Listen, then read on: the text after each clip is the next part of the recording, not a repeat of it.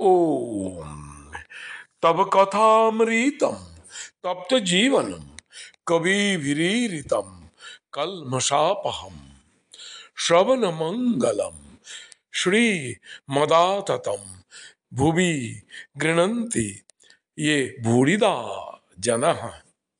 শ্রীমা কথিত শ্রী শ্রীরামকৃষ্ণ কথামৃত পাঠ।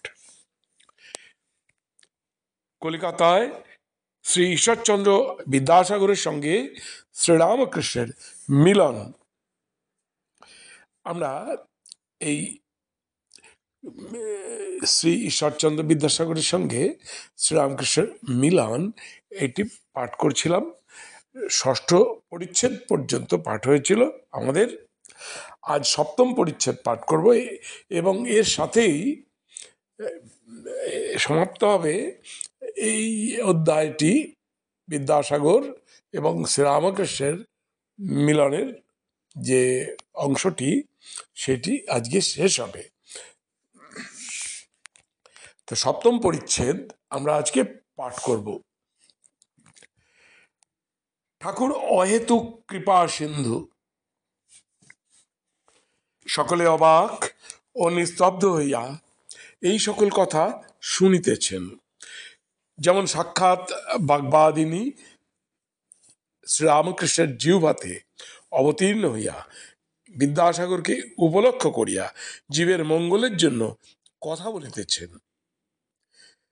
রাত্রি হইতেছে, 9টা বাজে। ঠাকুর এবার বিদায় গ্রহণ করিবেন। শ্রীরামকৃষ্ণ বিদ্যাসাগরের প্রতি সহাস্যে, এ যা বললুম বলা বাহুল্য, আপনি সব জানেন, তবে খপর নাই। সকলের হাস্য। বরুণের ভাণ্ডারে কত কি রত্ন আছে, বরুণ রাজার খপর নাই।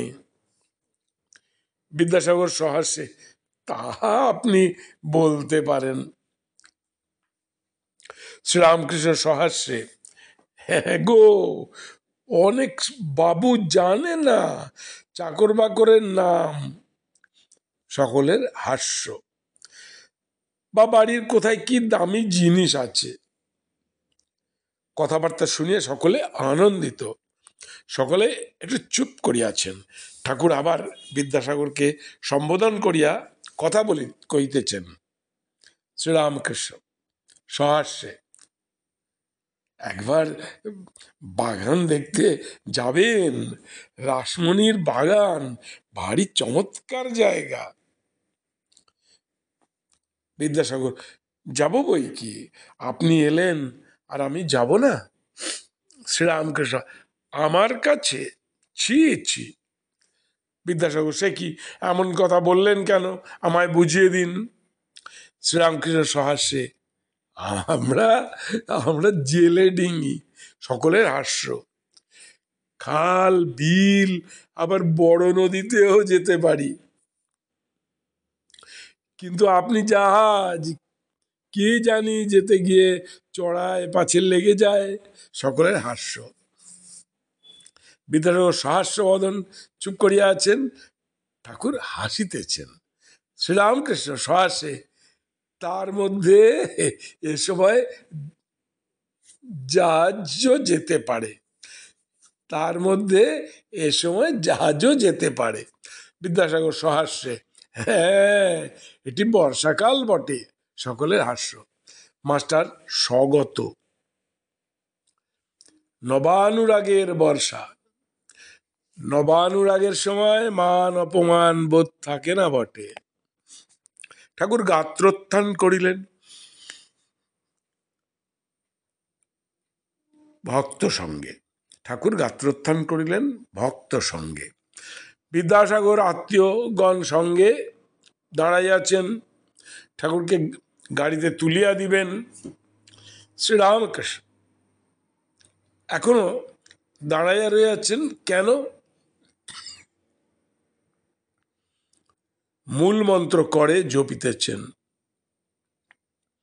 জপিতে জপিতে ভাবাবিষ্ট হইয়াছেন। অহেতুক কৃপা সিন্ধু। বুঝি যাইবার সময় মহাত্মা বিদ্যাসাগরের আধ্যাত্মিক মঙ্গলের জন্য মার কাছে প্রার্থনা করিতেছেন। ঠাকুর ভক্ত সঙ্গে সিঁড়ি দিয়া নামিতেছেন। একজন ভক্তের হাত ধরিয়া আছেন। বিদ্যাসাগর স্বজন সঙ্গে আগে আগে যাইতেছেন, হাতে বাতি, পথ দেখাইয়া আগে আগে যাইতেছেন। শ্রাবণ কৃষ্ণা ষষ্ঠী, এখনো চাঁদ উঠে নাই। তমসাবৃত উদ্যান ভূমির মধ্য দিয়া সকলে বাতির ক্ষীণালোক লক্ষ্য করিয়া ফটকের দিকে আসিতেছেন। শ্রীরামকৃষ্ণ ভক্ত সঙ্গে ফটকের কাছে যাই পৌঁছিলেন, সকলে একটি সুন্দর দৃশ্য দেখিয়া দাঁড়াইয়া পড়িল। সম্মুখেই বাঙালির পরিচ্ছদধারী একটি গৌরবর্ণ শ্মশ্রুধারী পুরুষ, বয়স আন্দাজ 36-37, মাথায় শিখদের ন্যায় শুভ্র পাগড়ি, পরনে কাপড়, মোজা, জামা, চাদর নাই। তাহারা দেখিলেন পুরুষটি শ্রীরামকৃষ্ণকে দর্শন করিবা মাত্র মাটিতে উষ্ণীষ সমেত মস্তক অবলুণ্ঠিত করিয়া ভূমিষ্ঠ হইয়া রহিয়াছেন।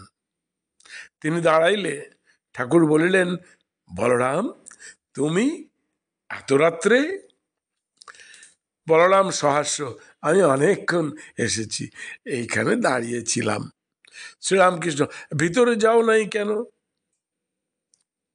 বলরাম, আজ্ঞা, সকলে আপনার কথাবার্তা শুনছেন, মাঝে গিয়ে বিরক্ত করা।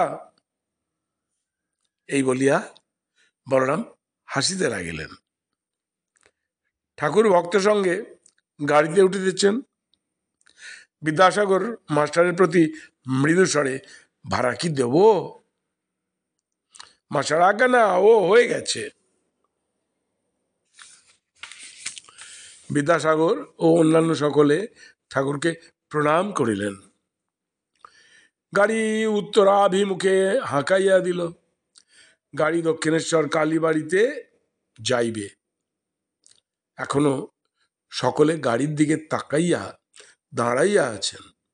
বুঝি ভাবিতেছেন, এ মহাপুরুষ কে, যিনি ঈশ্বরকে এত ভালোবাসেন, আর যিনি জীবের ঘরে ঘরে ফিরছেন আর বলছেন ঈশ্বরকে ভালোবাসাই জীবনের উদ্দেশ্য।